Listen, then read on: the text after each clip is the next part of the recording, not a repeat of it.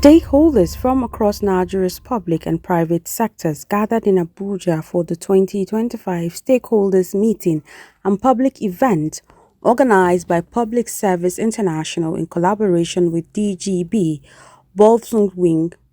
The meeting theme, Promoting Transparency and Decent Work in Supply Chains in Electricity, Water and Waste Services in Sub-Saharan Africa, Phase 2, focused on finding sustainable public sector solutions to the country's failing utilities.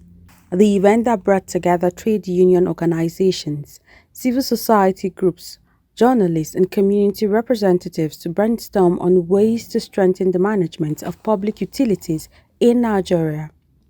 It also sought to evaluate existing policy frameworks in electricity, water and waste management, while promoting workers' rights, decent work, and public accountability.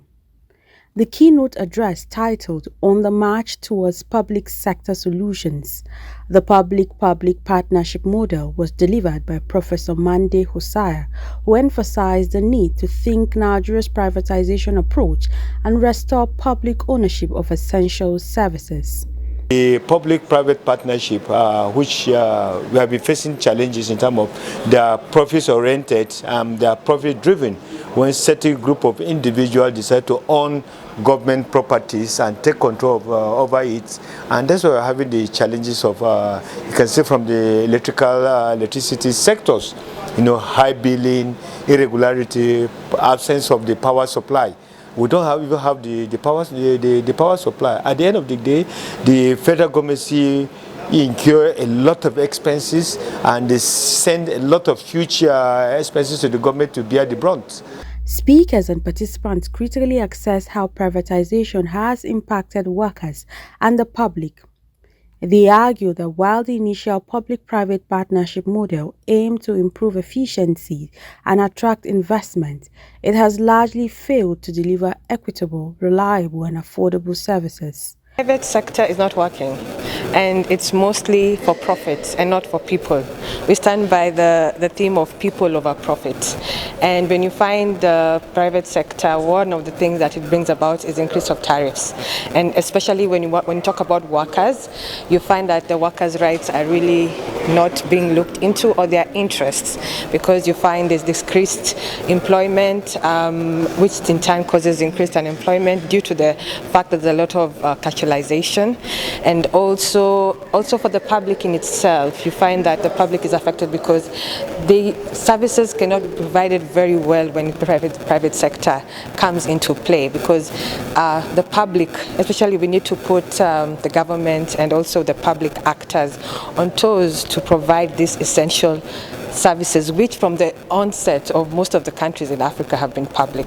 So there is needs to bring back the public to public partnerships and to forego the PPPs, which are not good for. It's envisaged by our constitution is essentially that services that are collective services that are for the citizens, that's why they are called public services, and they are services that are to enable us to provide basic social service to people. So they are social, they are collective, and that's why they are public. Our constitution envisages that these basic social services should, because they are public, that they should also actually be provided, and delivered publicly, by public institutions. And so that's actually the basis of Chapter 2 of the Constitution of the Federal Republic of Nigeria that envisages that services should be delivered in this way. So the kind of state that the Constitution envisages is a state that actually delivers services, not a state that outsources the delivery of public services. In the past, actually, these services were publicly delivered. It's just in recent times that some of them are being privatized. So for the power sector, for instance, we have seen the failure of privatization. Now, the systems we had before now were essentially public utilities, built with public money. Let us know that. Public utilities, be it water, be it electricity, be it waste sector, be it our educational sector, These are institutions built with public money. So we owe the public, or the government owes the public, that responsibility to ensure that it works, because the government itself is public. Or else we'll say, let us also privatize the government so that we know that we have sold everything to the private sector.